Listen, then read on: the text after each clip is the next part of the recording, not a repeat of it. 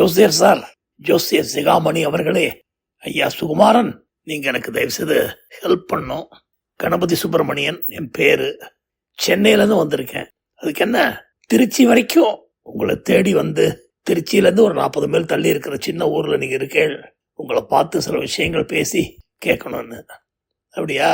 ஜாதகம் கொண்டு வந்திருக்கீங்களா? ஜாதகம் இருந்தால் தான் நீங்கள் பார்ப்பீங்களா? கொண்டு வந்துருக்கீங்களா? இல்லையா? கொண்டு வந்திருக்கேன். 2000 ரூபா சார்ஜு கொடுக்க முடியுமா? 2000? 1000 தானே சொன்னாங்க.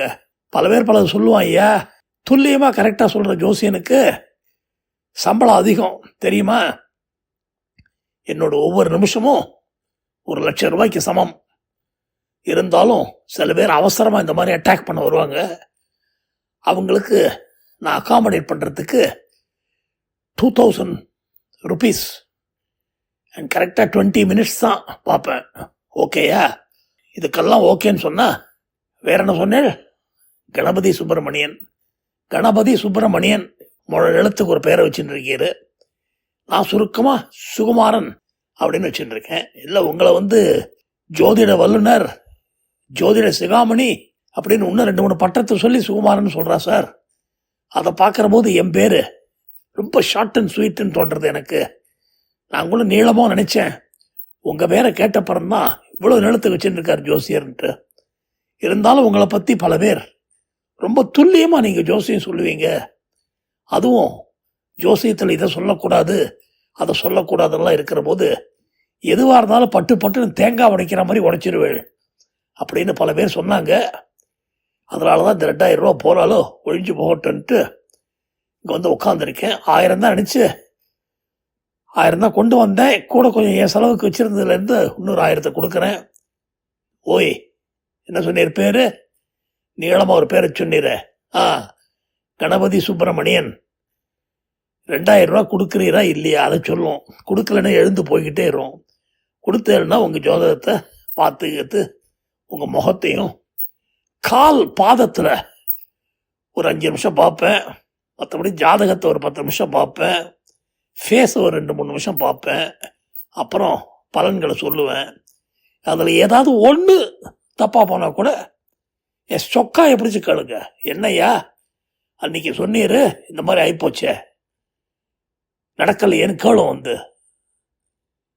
அப்படின்னு சொல்ல மிரண்டு போயிட்டார் நம்ம கணபதி சுப்பிரமணியன். சென்னையில் அவர் பாட்டுக்கு கிருஷ்ணா ராமான்னு ஏவிஎம் ஸ்டுடியோலாம் தாண்டி ஒரு 2 மைல் தாண்டி இருக்காரு. குடும்பத்தோடு தான்.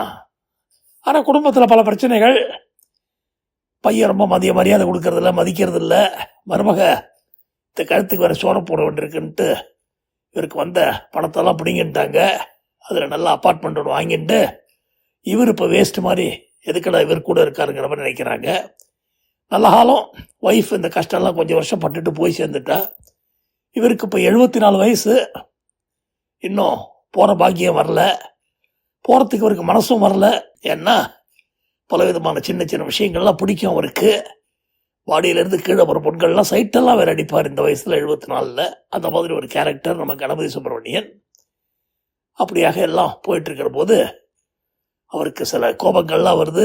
சில பேர் இவருக்கு துரோகம் பண்ணவங்க, இவர் அவமானப்படுத்தினவங்க, கெடுதல் பண்ணவங்க, இவங்களுக்கெல்லாம் சரியான பாடம் கற்பிக்கணும்.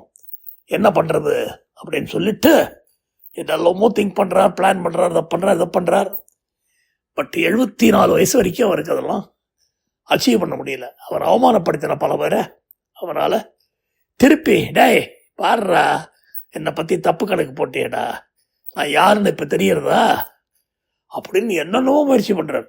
அதாவது பல முயற்சிகளை பண்ணி எதுலையாவது உள்ள ஓஹோன்னு வந்து நம்மளை அவமானப்படுத்தி சரியாக மதிக்காதவனுக்கெல்லாம் முகத்தில் கரிய பூசணும் அப்படின்னு கங்கணம் கட்டிகிட்டு இருந்தார். கடவுள் கண்ட திறக்கலை. கணபதி சுப்பிரமணியருக்கு என்ன செய்யறதுன்னு தெரியல. இருந்தாலும் என்ன செய்யலாங்கிற போது மருமக ரொம்ப அவமானப்படுத்த ஆரம்பிச்சிட்டா. என்னது எப்போ பாரு ஏம்பளம் தான் மாதிரி எங்கேயோ பார்த்துன்னு உட்காந்துருக்கேன், இலையை பார்த்து சாப்பிடுங்க ஒன்றா ஒரு நாளைக்கு. அதாவது ஒரு மாமனாரை பார்த்து ஒரு மருமக ஏம்பளம் தான் வாய மாதிரி உட்காந்துட்டு இருக்கேள, இலையை பார்த்து சாப்பிடுங்கன்னு சொன்னால் எவ்வளோ திமிர் இருக்கணும் அவளுக்கு. எழுந்து சுளிர்னு கன்னத்திலே நான் கொடுக்கணும் போல கோவம் வருது. விளைவுகளை நினச்சி பார்த்தா பையன் வந்து பலர்னு கன்னத்தில் அரைஞ்சிருவாங்கிற பயத்தில் அப்படியே பொறுத்துக்கிட்டு உட்கார்ந்துட்டு இருக்காரு. ஆனால் எங்களுக்கும் காலம் வரும், காலம் வந்தால் வாழ்வு வரும் அப்படிங்கிற பாட்டு மட்டும் அவருக்கு எப்பவும் மனசில் ஓடிக்கிட்டே இருக்கும். அப்படியே ஒரு பார்வை அப்படி பார்த்துட்டு, என்ன முறைக்கிறேன், பார்வையை திருப்பிக்கிட்டு அவ போட்ட சுமார் சமையல் 4 வாய் சாம்பார் சாதத்தை உள்ள தள்ளிட்டு மோரை விட்டு பிசைஞ்சுக்கிட்டு அதுக்கு ஏதோ ஒரு ஊறுகாய் தொட்டுக்கிட்டு சாப்பிட்டுட்டு தட்டை அப்படியே வச்சுட்டு போனாக்க யாரு கழுவா? உங்களுக்குன்னு தனியாக ஒரு வேலைக்காரியை போட முடியாது. ஏதோ உங்கள் ஒய்ஃப் இருந்த வரைக்கும் அரையும் குறையமாக கழுவி வைப்ப, இப்போ நீங்கள் போய் அந்த அரையும் குறையமாக கழுவுங்க அப்படின்னு சொல்ல என்ன பண்ணுறதுன்னு தெரியாமல் அந்த பிளட்டெல்லாம் கொதிக்கிறது அவருக்கு. இருந்தாலும் நேராக போயிட்டு அந்த கழுவுற இடத்துல நின்றுக்கிட்டு புஸ்ஸுன்னு அடிபட்ட பரிச்சாளி ஓடி மூச்சு விடுற மாதிரி விட்டுக்கிட்டு இந்த தட்டை கழுவி அப்படியே கொண்டு வந்து ஓரமாக வச்சு தொலைச்சிட்டு அவர் பாட்டுக்கு அவருடைய இடம், எந்த இடம், பால்கனியில் ஒரு பக்கம் இவருக்கு வண்டி லேசாக மறைச்சி குடிச்சிருக்கா, அங்கே போயிட்டாரு. இல்லைன்னா மாடியில் ஒரு குடிசை போட்டு வச்சுருக்காங்க மொட்டை மாடியில், அதில் தான் இருக்கணும். இதுதான் அவருடைய இடம். பாவம் கணபதி சுப்பிரமணியனுக்கு கடைசி காலத்தில் அப்படி ஒரு கஷ்டம். ஓரளவுக்கு ஏதோ சுமாரான வேலையில் இருந்தார், நல்ல பணம்லாம் வந்தது. ரிட்டையர் ஆகும்போது எல்லாத்தையும் பிடுங்கி ஒரு அப்பார்ட்மெண்ட்டை வாங்கி நல்ல காலம் மேல் அப்பார்ட்மெண்ட்டு, அதுக்கு மேலே இருக்கிற மாடியில் இவங்களுக்கு ஓரமாக கொஞ்சம் இடம், இதெல்லாம் வச்சுக்கிட்டு என்ன செய்யறதுன்னு தெரியாமல் துடிக்கிற போது தான் இந்த ஜோசியர், ஜோதிட வல்லுனர் சுகுமாரனை பற்றி காதில் விழ, கரும்பு தோட்டமே அழிஞ்சாலும் சரின்னு கையில் இருக்கிற கொஞ்சம் நஞ்ச பணத்தை திரட்டிக்கிட்டு சுகுமாரனை பார்க்கறதுக்காக திருச்சிக்கு ட்ரெயின் ஏறி வந்துட்டார். ஒரு 4 நாள் ஊரில் இருக்க மாட்டேன்னு சொல்லி அவர் இவ்வளோ கண்டிஷனை போட்டு 2000 ரூபாயை பிடுங்கிக்கிட்டு அப்படியே இவர் முகத்தை உத்து அப்படியே பார்க்குறாரு.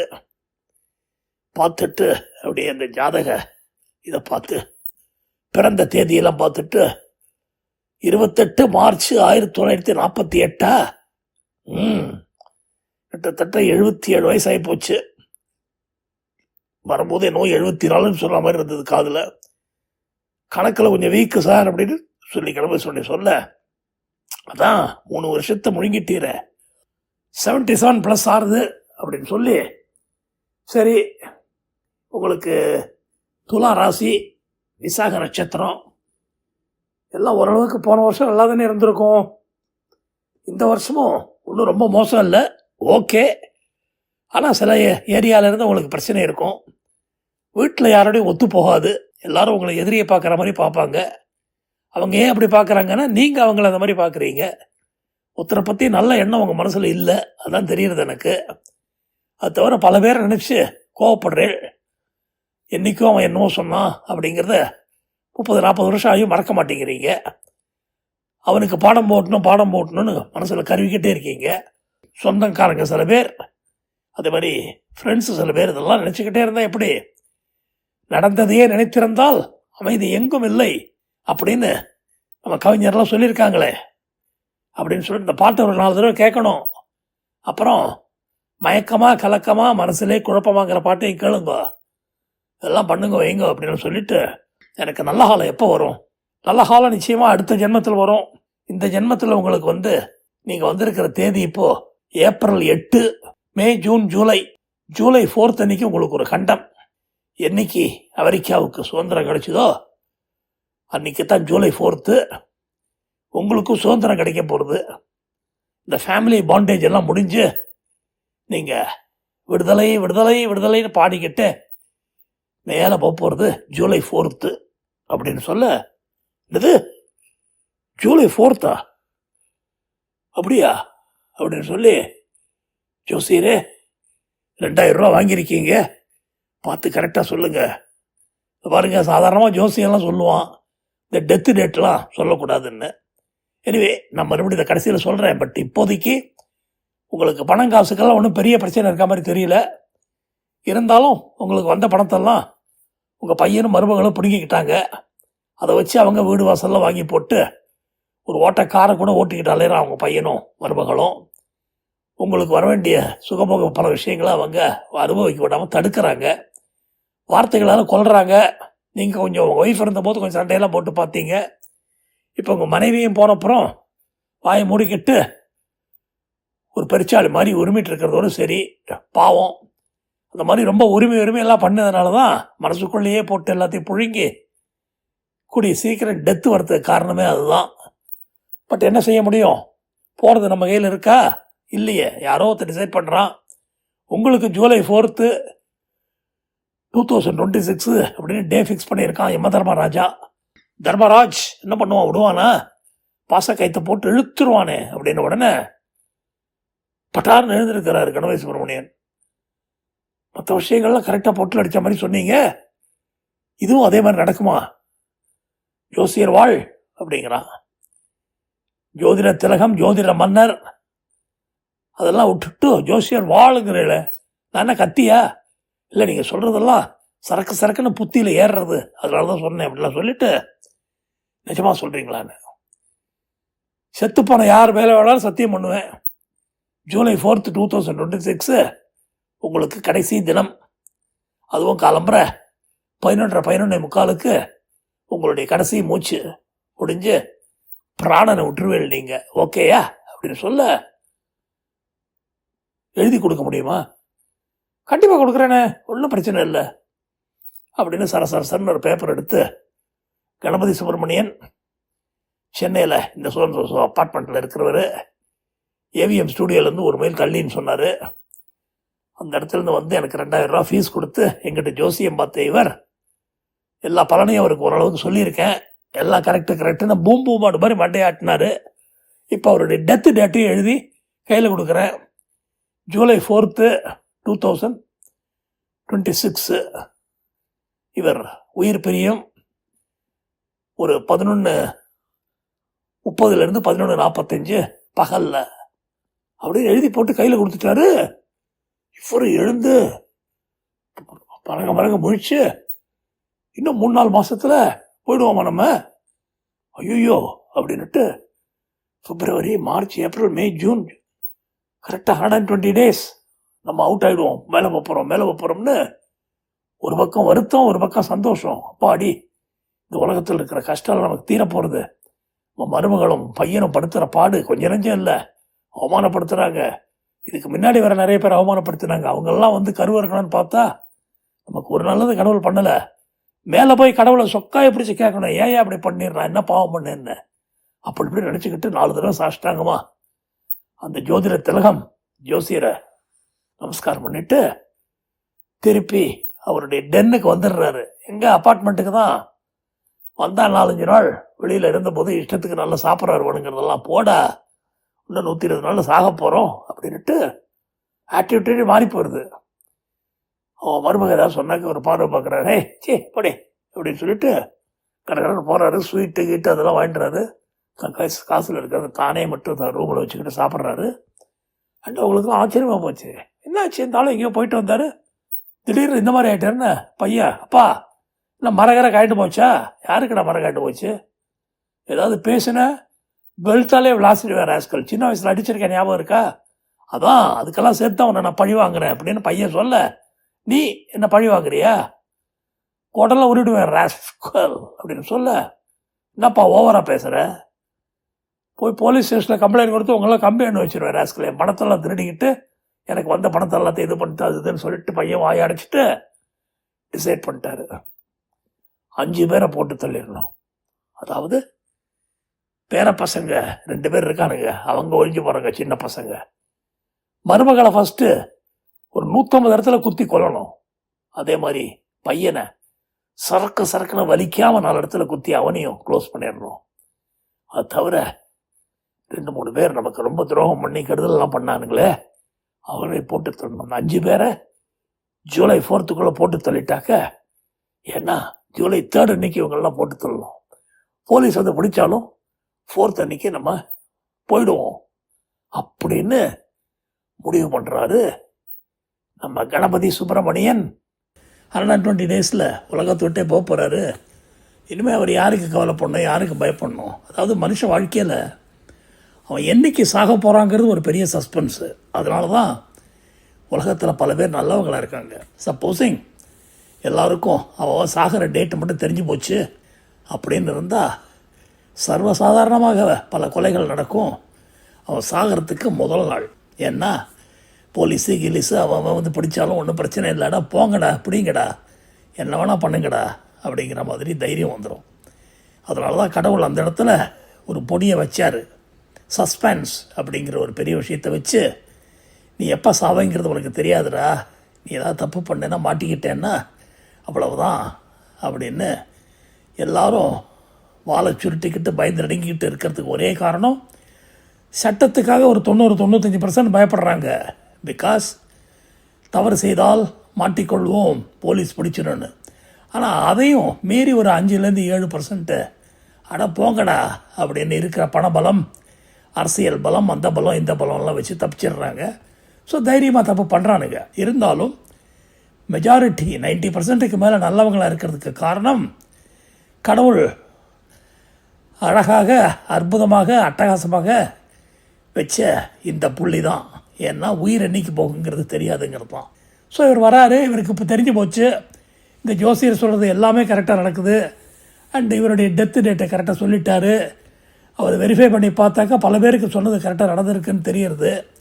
ஸோ இவர் டிசைட் பண்ணிடுறாரு போட்டு தள்ள வேண்டியதான்னு. ஆனால் ஒரு தப்பை மட்டும் அவர் பண்ண விரும்பலை. அவர் டார்கெட்டில் 5 பேர்.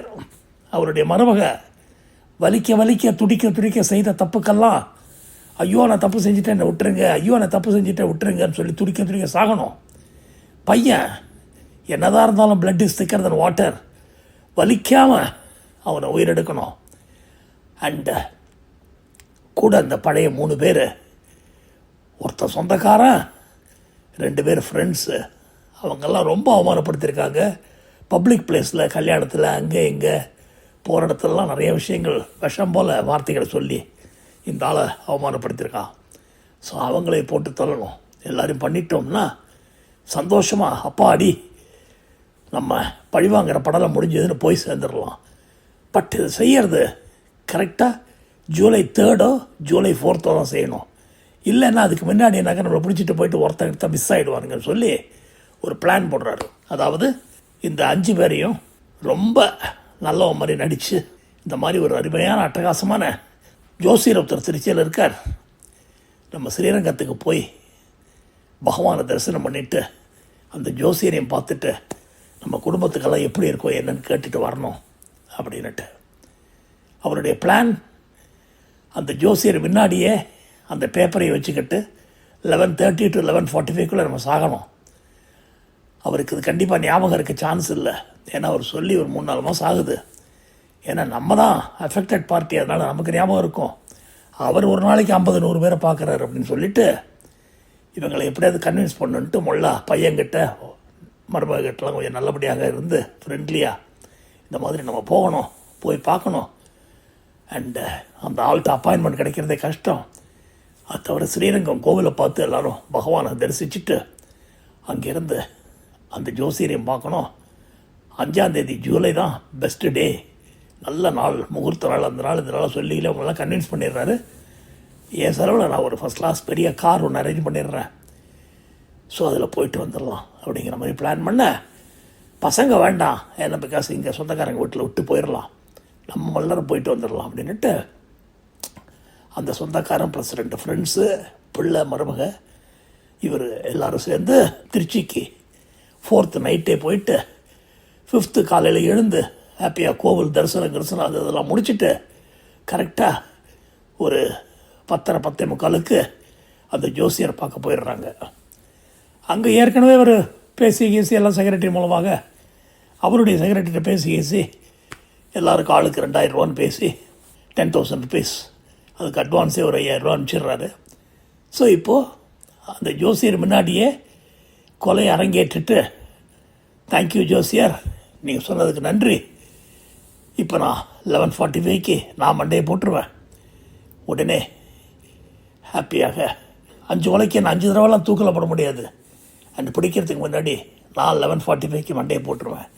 ஸோ நீங்கள் போலீஸை கூப்பிட வேண்டிய அவசியம் கூட இருக்காது, ஏன்னா 11:30 தான் அதெல்லாம் ஆரம்பிக்க போகுதுன்னு சொல்லிவிட்டு நல்ல சூப்பராக 2 கத்தியை வாங்கிக்கிறாரு. அருமையான கத்திகள், அப்படி லேசாக தொட்டாலே சரக்குன்னு இதாகிடும். அண்டு எல்லோரும் ஒரே ஆர்வம், காலையில் தரிசனம் பிரமாதமாக கடவுளை பார்த்து பகவானை பார்த்து எல்லாம் பண்ணிட்டாங்க. அர்ச்சனை கர்ச்சனை எல்லாம் பண்ணிவிட்டு இப்போது இங்கே வந்தாச்சு. பிரேக்ஃபாஸ்ட்டும் வர வழியில் ஃபஸ்ட் கிளாஸ் இடத்துல ஒன்று சாப்பிட்டுட்டு அழகாக அந்த ஜோசியரோட இதுக்கு வந்து அவருடைய கேபினுக்குள்ளே எல்லாம் ஒரு 10:45 போயாச்சு. அண்ட் அவர் அப்படியே ஜாமுன்னு பட்டையாக விபூதியை போட்டு அதை போட்டு குங்குமத்தை வச்சுக்கிட்டு உட்காண்ட்ருக்காரு. பக்கத்தில் ஃபுல்லாக இந்த ஜோசியத்துக்குள்ள விஷயங்கள் புக்கு அதெல்லாம் தெய்வீகமாக இருக்குது அந்த இடமே. இவர் யோசித்து பார்க்குறாரு, இன்னொரு 15-20 நிமிஷத்தில் என்ன ஆக போகுது இந்த இடம்னு. யார்? நம்ம கணபதி சுப்பிரமணியன். அவர் அப்படியே பார்த்துட்டு, உங்களை எங்கேயோ பார்த்தா மாதிரி இருக்கேன் கணபதி சுப்பிரமணியத்துக்கு. ஆமாம், நான் ஒரு 6-7 மாதத்துக்கு முன்னாடி வந்திருந்தேன். ஆமாம் நிறைய பேர் வராங்க, நீங்களும் வந்திருப்பேன் போல் இருக்குன்னு அவர் சொல்ல, கரெக்டாக ஒரு 11 அடிக்கு 5 நிமிஷம் முன்னாடி அவர் ஒருத்தராக பார்த்துக்கிட்டு சொல்லிட்டு இருக்காரு. மருமகளை பார்த்து, ரொம்ப யோக ஜாதகம்மா உனக்கு, நல்ல இடத்துல கல்யாணம் பண்ணி புருஷன், நீ உட்காரனா உட்காருவான், எழுந்துருனா எழுந்திருப்பான். ஆனால் உனக்கு கூட ஒரு பெரிய கண்டம் இருக்குமா. அதாவது இன்னி பொழுது நீ கொஞ்சம் ஜாக்கிரதையாக கழிக்கணும். அங்கே எங்கெல்லாம் அலையாமல் எங்கே தங்கியிருக்கியோ அங்கேயே போய் இருந்துரு புருஷனோட சேர்ந்து. ஏன்னா உனக்கு ப்ராப்ளம் கண்டம் இருக்குன்னா உன் புருஷனுக்கு சேர்ந்து வந்துடும். அதனால் ஜாக்கிரதையாக இருக்கணும் அப்படின்னு ஒன்றுன்னா அப்படியே பார்த்துக்கிட்டு அப்படியே பார்த்து ஒருத்தரையை பார்க்குறாரு, காலை பார்க்குறாரு, கையை பார்க்குறாரு, அப்புறம் கை ரேகையை பார்க்குறாரு, முகத்தை பார்க்குறாரு. இப்படியே எல்லோரும் இப்படி பார்த்துக்கிட்டு இருக்காரு, வச்சுட்டு இருக்காரு. போகிறாரு. திடீர்னு பார்த்தா நம்ம 77 வயசு கணபதி சுப்பிரமணியன் 2 கையிலையும் கத்தி எடுத்து சரக்கு சரக்கு சரக்கு சரக்கு சரக்குன்னு அத்தனை பெரியும் கழுத்தில் குத்துறாரு. இதில் பண்ணுறாரு. மருமகளை முக்கியமாக தலை கழுத்து அங்கே ஐயோ மாமா விட்டுருங்க, எப்படி விட முடியும், நீ பண்ண அக்கிரமத்துக்கெல்லாம் இப்படி தான் நீ சாகணும் நீன்னு அவளுக்கு மட்டும் ஸ்பெஷலாக எக்ஸ்ட்ரா ஒரு 8 குத்து. ஜோசியருக்கு அப்படியே கண்ணெல்லாம் இதாகி சத்தம் போட கூட இல்லை, பயந்து நடுக்கிறாரு. நடுக்கிறாரு. எல்லாம் முடிஞ்சு டயத்தை பார்க்குறாரு. இருந்தாலும் எல்லாம் க்ளோஸ். ஐயோ அம்மா அப்பான்னு தனி ரூமு, ஏசி ரூமு அட்டகாசமாக இருக்குது, சவுண்ட் ப்ரூஃபு, வெளியில் வந்து ரெட் லைட் எரியறது, உள்ளே யாரும் போகக்கூடாதுன்னுட்டு. ஸோ இவர் கூப்பிட்டால் ஒழிய அவரோட அசிஸ்டண்ட் கூட வரமாட்டான். ஏன்னா பிகாஸ் அவ்வளோ சீரியஸாக தொழிலை பண்ணுறாரு அவர். அவ்வளவுதான். அத்தனை பேரும் குய்யோமனின் கத்துறதுக்குள்ளே அப்படியே கட் த்ரோட் ஆகிடுறாரு அவர். டக்குன்னு த்ரோட்டெலாம் கட் பண்ணி இது பண்ணி எல்லாரும் பணமாக கிடக்கானுங்க. ஜோசியர் ஷாக்கில் இருந்து,